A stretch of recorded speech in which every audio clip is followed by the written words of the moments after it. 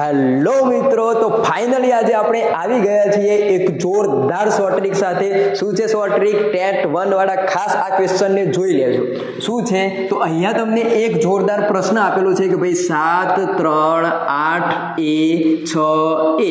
હવે આવડી મોટી સંખ્યા છે એને આપણે 11 વડે નિશેષ ભાગી શકીએ છીએ. તો કઈ રીતે ખબર પડે કે નિશેષ ભાગી શકીએ છીએ? તો અહીંયા જોજો શું છે આ 11 ની વિભાજ્યતાની ચાવી, એ ધ્યાન રાખજો.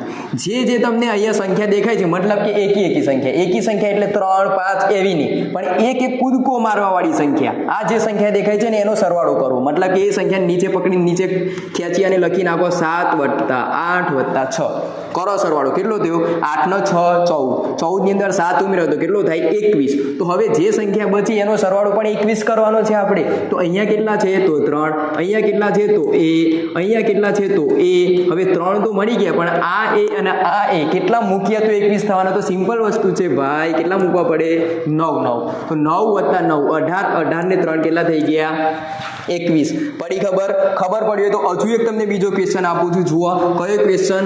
તો 1 2 3. હવે અહીંયા હું લખી નાખું છું a, પછી બીજો આપું છું 5 6 અને 7. અહીંયા a બરાબર કેટલા આવે એ કોમેન્ટ જરૂરથી કરજો. અને આવી અવનવી ટ્રિક્સ માટે હું એટલે કે મેથ્સ વિથ ચિરાગને ફોલો કરતા જાજો.